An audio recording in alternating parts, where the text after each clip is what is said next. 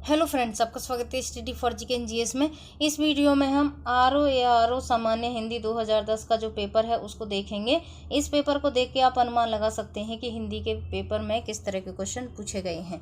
पहला क्वेश्चन हो जाएगा निम्नलिखित में से तत्सम शब्द है, तो इसका आंसर हो जाएगा डी, तीर्थ। तीर्थ का जो तद्भव होता है वो होता है तीरथ।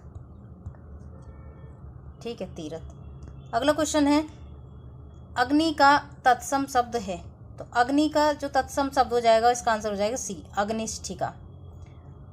अगला क्वेश्चन है निम्नलिखित में से कौन तद्भव शब्द है, तो इसका आंसर हो जाएगा डी, सूरज। सूरज क्या है? तद्भव शब्द है। इसका तत्सम जो शब्द होता है वो है सूर्य। इसे आप पर्यायवाची भी याद कर सकते हैं आराम से। दिनकर का पर्यायवाची है सूर्य का, सूरज का, तो वो क्या होते हैं? दिवाकर, दिनकर, प्रभाकर, सूरज। अगला क्वेश्चन है, चौथा क्वेश्चन है निम्नलिखित में से कौन सा तत्सम शब्द नहीं है? नहीं का विशेष ध्यान रखना है आपको। इसका जो आंसर हो जाएगा वो है ए, नयन, दृग, नेत्र, ये सभी क्या है? तत्सम शब्द हैं। आंख का जो तत्सम शब्द हो जाएगा वो है अच्छी। अगला क्वेश्चन है पांचवा, निम्नलिखित में तत्सम शब्द है, तो इसका आंसर हो जाएगा मुख। मुख का जो तद्भव होता है वो होता है मुंह, मुंह। ठीक है। अगला क्वेश्चन है छठा, निम्नलिखित में से कौन तद्भव शब्द है? तद्भव छांटना है तो इसका आंसर हो जाएगा डी, बावरा। बावरा का जो तत्सम होता है वो भ्रमर होता है। ठीक है। अगला क्वेश्चन है सिंगार शब्द का तत्सम है, तो सिंगार शब्द का जो तत्सम हो जाएगा वो है सी, श्रृंगार। ठीक है। बहुत से स्टूडेंट इसको कर आते हैं, तो ये सही नहीं है। ठीक है, ये ही सही माना जाएगा। अगला क्वेश्चन है आठवां क्वेश्चन है हल्दी का तत्सम शब्द है, तो हल्दी का हो जाएगा हरिद्र, हरिद्रा। इसका आंसर हो जाएगा बी, और तद्भव हल्दी हो जाएगा। अगला क्वेश्चन है गेहूं शब्द का तत्सम है, तो गेहूं शब्द का जो तत्सम हो जाएगा वो है गोधूम। इसका आंसर हो जाएगा ए, गोधूम। अगला क्वेश्चन है 10वां क्वेश्चन है खंडहर शब्द का तत्सम शब्द है। खंडहर शब्द का जो तत्सम शब्द हो जाएगा वो हो जाएगा खंड गृह। इसका आंसर हो जाएगा सी, खंड गृह। 11वां क्वेश्चन है वह श्रेष्ठ उपासक है में विशेष्य है, तो 11वें का जो आंसर हो जाएगा वो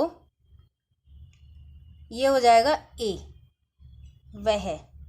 ठीक है। विशेषण प्रयोग से जिस संज्ञा की व्यापकता सीमित होती है अथवा जिस संज्ञा का जो गुण अथवा धर्म प्रकट होता है उस संज्ञा को व्याकरण विशेष कहते हैं। ठीक है। यानी कि वह श्रेष्ठ उपासक है में वह विशेष्य हो जाएगा। अगला क्वेश्चन है 12वां क्वेश्चन है भले और महान लोग उचित और संयमित व्यवहार करते हैं, तो उपयुक्त वाक्य में कितने विशेषण हैं और विशेष्य हैं? तो कितने विशेषण हैं और विशेष्य हैं ये छांटने हैं आपको। तो 12वें का जो आंसर हो जाएगा वो है ए, यानी कि 2 विशेषण हैं और 2 विशेष्य हैं। अगला क्वेश्चन है 13वां क्वेश्चन है यह गाय अधिक दूध देती है, इस वाक्य में अधिक विशेषण किसकी विशेषता बता रहा है? तो अधिक जो है वो विशेषता बता रहा है बी की, यानी कि दूध की, दूध की विशेषता बता रहा है। क्योंकि जो इसमें जो संज्ञा या सर्वनाम की विशेषता बताते हैं उसे ही हम विशेषण कहते हैं। ठीक है। जिसकी विशेषता बताई जा रही है वह विशेष्य हो जाएगा, और जो यह गाय जो अधिक दूध देती है इस वाक्य में अधिक जो है वो विशेषण हो जाएगा, और दूध जो है वो उसकी विशेषता बताई जा रही है, यानी कि वो दूध अधिक दे रही है। अगला क्वेश्चन हो जाएगा 14वां, विद्वान व्यक्ति पूज्य होते हैं, इसमें प्रयुक्त विशेषण कौन सा है? तो 14वें का जो आंसर हो जाएगा वो है बी, गुणवाचक विशेषण है। इसमें गुणवाचक विशेषण जो होते हैं वो क्या होते हैं? इनमें जिस शब्द से संज्ञा या गुण, दशा, स्वभाव आदि लक्षित हो उन्हें हम क्या कहते हैं? गुणवाचक विशेषण कहते हैं। ठीक है। विशेषणों में इनकी संख्या सबसे अधिक होती है। अगला क्वेश्चन हो जाएगा निम्नलिखित में से कौन शब्द विशेषण नहीं है। तो 15वें का जो आंसर हो जाएगा वो है डी, विषाद। विषाद क्या है, ये विशेषण नहीं है। अगला क्वेश्चन है 16वां, निम्नलिखित शब्दों में से जो शब्द विशेषण नहीं है उसका उल्लेख कीजिए। क्वेश्चन को ध्यान से पढ़ना है, नहीं का विशेष ध्यान रखना है। तो इसका जो 16वें का आंसर हो जाएगा वो है डी, मानस। इसमें विशेषण शब्द नहीं है, तो ये क्या है, मानस नहीं है। 17वां क्वेश्चन है निम्नलिखित में से कौन सा शब्द विशेषण नहीं है। तो 17वें का जो आंसर हो जाएगा वो है ए, आगामी। कौन सा विशेषण नहीं है, आगामी नहीं है। बाकी शांत, तुम, काला, ये सभी क्या है, विशेषण है। आगामी क्या हो जाएगा, एक विशेष्य हो जाएगा। ठीक है, विशेष शब्द है, तो विशेष शब्द छांटना है इसमें से। 18वें का जो आंसर हो जाएगा वो है, 18वें का आंसर है ए, ललिता। ललिता क्या हो जाएगा, एक विशेष्य है। बाकी सभी शब्द विशेषण हो जाएंगे। अगला क्वेश्चन है 19वां क्वेश्चन है निम्नलिखित में विशेष्य शब्द विशेष्य पद है। तो 19 का जो आंसर हो जाएगा वो है बी, कालिमा। कालिमा क्या है, एक विशेष्य है। उमा, मधुरिमा, महिमा ये क्या है, विशेषण है। निम्नलिखित में से विशेषण पद है। तो 20 का जो आंसर हो जाएगा वो है सी, आयात, लोचन, लोचना। अगला क्वेश्चन है जीव का पर्याय है। तो जीव का जो पर्याय होता है यानी कि पर्यायवाची होता है वो होता है, इसका आंसर हो जाएगा बी, रसना। ठीक है, रसना, जिह्वा या रसज्ञा। ठीक है, ये सभी क्या होते हैं, ये जीव के पर्यायवाची होते हैं। 22वां क्वेश्चन है कौन सा शब्द अहि का पर्यायवाची नहीं है। तो अहि का जो पर्यायवाची नहीं है 22वें का आंसर हो जाएगा डी, सिंधुर। अहि के जो पर्यायवाची हो जाएंगे वो है भुजंग, विषधर, व्याल, फणी, उरग, पनग, नाग, सांप और फणीधर और सरीसृप, ये क्या हो जाएंगे, अहि के पर्यायवाची हो जाएंगे। अगला क्वेश्चन है 23वां क्वेश्चन है नैसर्गिक का पर्यायवाची है। तो 23वें का जो आंसर हो जाएगा वो है सी, प्राकृतिक। नैसर्गिक प्राकृतिक हो जाएगा। इसका निम्नलिखित में से कौन सा शब्द हाथ का पर्यायवाची नहीं है। नहीं है मैं बताना है आंसर, तो 24वें का हो जाएगा ए, कोटी, कटी। हाथ का पर्यायवाची शब्द क्या, हाथ का नहीं है। ठीक है, हस्त, कर, पाणी ये सभी क्या है, हस्त के पर्यायवाची है। कटी किसका है, कमर का है। ठीक है, कमर का है। अगला क्वेश्चन है निम्नलिखित में से कौन सा शब्द सूर्य का पर्यायवाची नहीं है। तो सूर्य का पर्यायवाची शब्द नहीं बताना है, तो इसका आंसर हो जाएगा बी, विभाकर। प्रभाकर, दिनकर, दिनेश ये सभी क्या है, सूर्य के पर्यायवाची शब्द हैं। विभाकर जो ये शब्द इसका नहीं है। सूर्य के पर्यायवाची और भी रहेंगे, जैसे मार्तंड है, दिनकर है, रवि, भास्कर, मरीचि, प्रभाकर, सविता और ये पतंग, दिवाकर, हंस, आदित्य, भानु, अंशुमाली। ठीक है, और जो विभाकर ये शब्द पर्यायवाची हो जाएगा चंद्रमा का। ठीक है, ये चंद्रमा का पर्यायवाची है। किसका है, चंद्रमा का, ये चंद्रमा का है। 26वां क्वेश्चन है चांदनी का पर्यायवाची शब्द नहीं है। इसमें नहीं में सबसे ज़्यादा क्वेश्चन पूछे जाते हैं, इस बात का ध्यान रखना है, विशेष ध्यान रखना है, सिर्फ ध्यान ही नहीं विशेष रखना है। तो 26वें का जो आंसर हो जाएगा वो है डी, मयंक। चांदनी के जो पर्यायवाची हो जाएंगे वो है चंद्रिका, कौमुदी, ज्योत्सना, चंद्रमरीचि, अमृत तरंगिणी, चंद्रकला। लेकिन जो मयंक शब्द है वो किसका पर्यायवाची है, चंद्रमा का। ठीक है, 27वां क्वेश्चन है निम्नलिखित में से कौन सा शब्द सरस्वती का पर्यायवाची नहीं है। तो सरस्वती का जो पर्यायवाची शब्द नहीं है इसका आंसर हो जाएगा सी, पद्मा।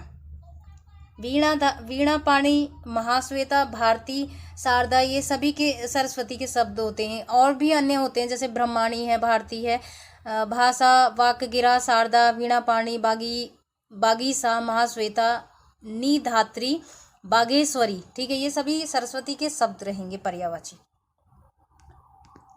28वां क्वेश्चन है जनार्दन किसका पर्यायवाची है? जनार्दन पर्यायवाची है, तो 28वें का जो आंसर हो जाएगा वो है सी, विष्णु का है। विष्णु को जनार्दन कहा गया है। इसके जो है अन्य भी विष्णु के अन्य भी पर्यायवाची शब्द हैं, जैसे कि गरुण ध्वज है, अच्युत है, जनार्दन है, चक्रपाणि है, विशंभर है, मुकुंद है, नारायण, दामोदर, केशव, माधव, गोविंद, लक्ष्मीपति, विभु, विश्वरूप, ये सभी क्या हैं? विष्णु या फिर जनार्दन के पर्यायवाची शब्द हैं।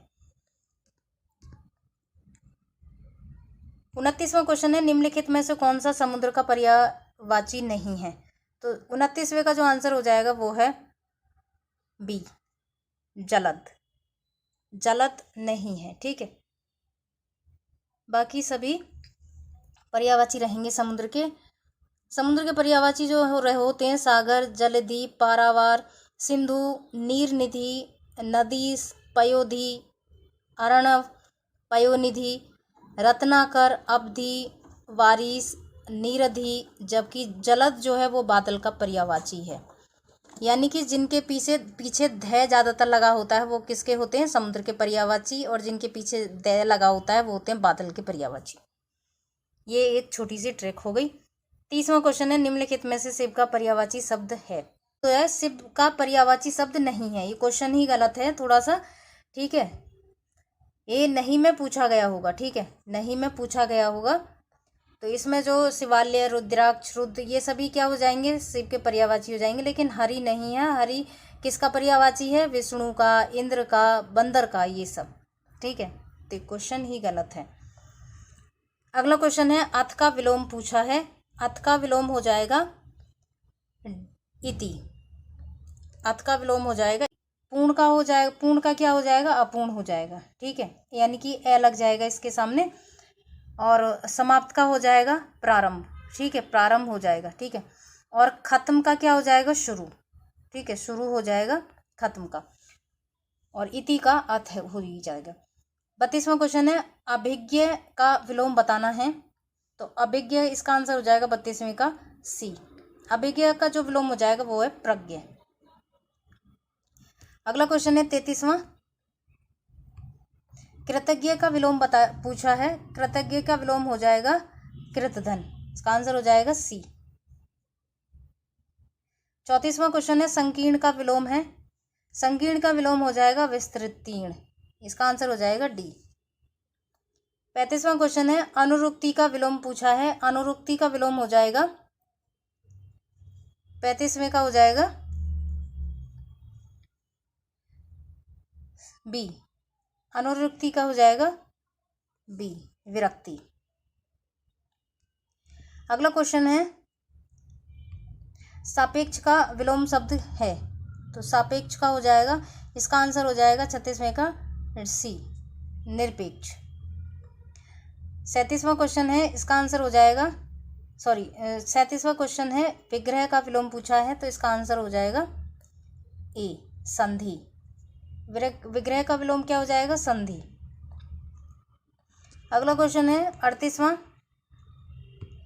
निम्नलिखित में से कौन सा विलोम युग्म त्रुटिपूर्ण है? तो त्रुटिपूर्ण छांटना है आपको इसमें से।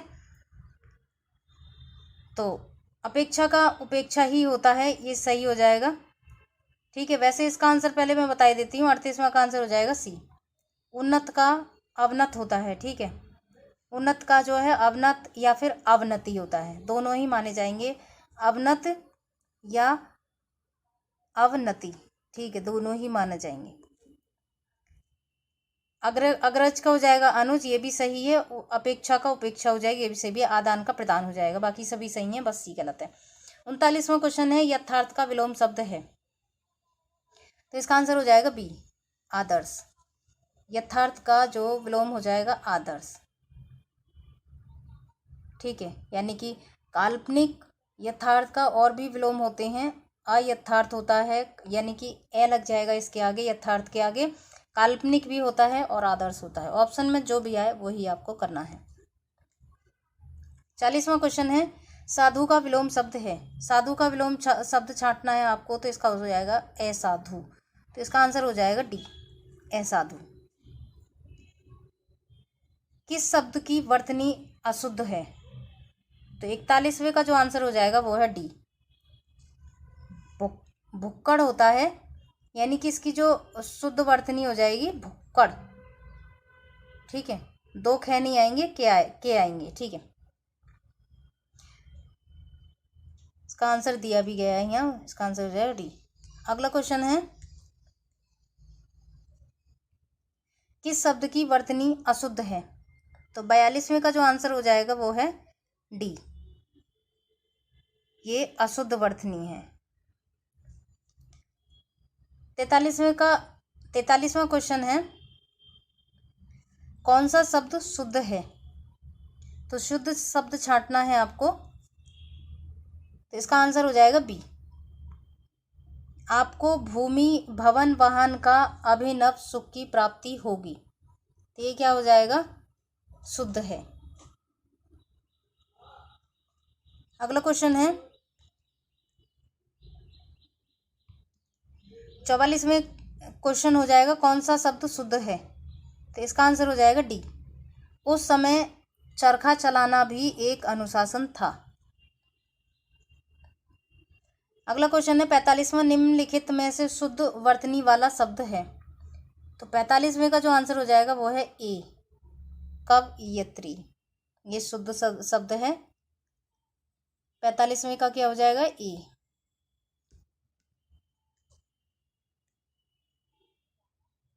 46वां क्वेश्चन है, निम्नलिखित में से शुद्ध वर्तनी वाला शब्द है?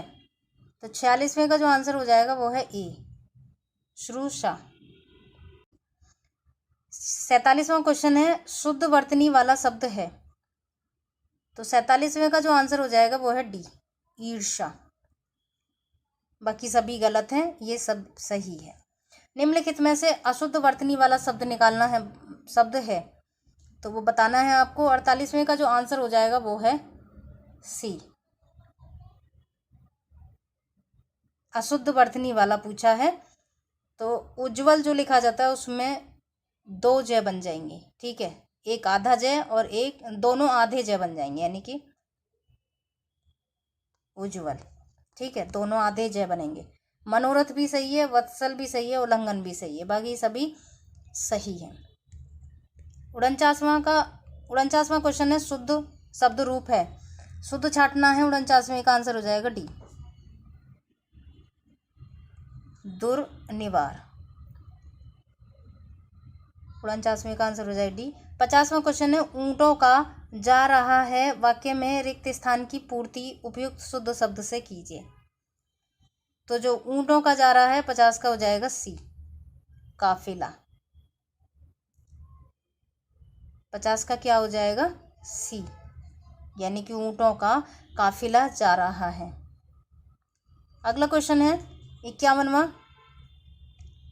खाद्य सामग्री जो यात्रा के समय रास्ते में उपभोग के लिए दी जाती है उसे क्या कहते हैं? तो 51 का जो हो जाएगा सी, पाथेय, यानी कि खाद्य सामग्री जो रास्ते या यात्रा के समय रास्ते में उपभोग के लिए दी जाती है उसे क्या कहा जाता है? पाथेय। आधी रात का समय, 52वें का जो आंसर हो जाएगा वो हो जाएगा डी, आधी रात का जो दूसरा पहर या आधी रात का समय होता है निशीथ, इसका आंसर हो जाएगा डी, 52वें का आंसर हो जाएगा डी। अगला क्वेश्चन है 53वां, जिसके पास कुछ ना हो उसके लिए उपयुक्त शब्द है? तो 53 का जो आंसर हो जाएगा वो है बी, अकिंचन, जिसके पास कुछ ना हो उसके लिए उपयुक्त शब्द हो जाएगा अकिंचन।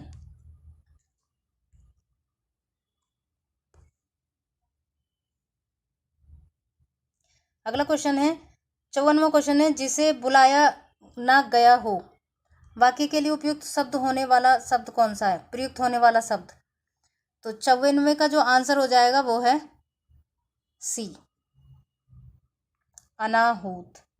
अनाहूत यानी कि जिसे बुलाया ना गया हो। 55वां क्वेश्चन है, मोक्ष की इच्छा रखने वाला वाक्य के लिए उपयुक्त शब्द है? तो 55वें का जो आंसर हो जाएगा वो है सी, मुमुच, मुमुक्षु।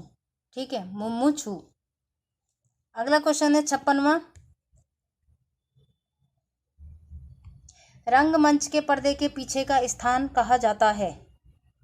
तो रंगमंच के जो पर्दा होता है उसके पीछे का स्थान नेपथ्य कहा जाता है, नेपथ्य। इसका आंसर हो जाएगा बी। 57वां क्वेश्चन है, हवन में जलाने वाली लकड़ी के लिए शुद्ध शब्द है। तो 57वें का जो आंसर हो जाएगा वो है डी, समीधा। इसका आंसर हो जाएगा डी, समीधा। यानी कि जो हवन में जलाने वाली लकड़ी होती है उसका शुद्ध रूप तो हो जाए समीधा कहा जाता है इसे। 58वां क्वेश्चन है, दिशाएं ही जिनका वस्त्र है उन्हें कहा जाता है। तो 58वें का आंसर हो जाएगा दिवंकर। इसका आंसर हो जाएगा सी, यानी कि दिशाएं ही जिनका वस्त्र है। 59वां क्वेश्चन है, जिसका जन्म कन्या के गर्भ से हुआ हो। तो 59 का आंसर हो जाएगा बी, कानिंग।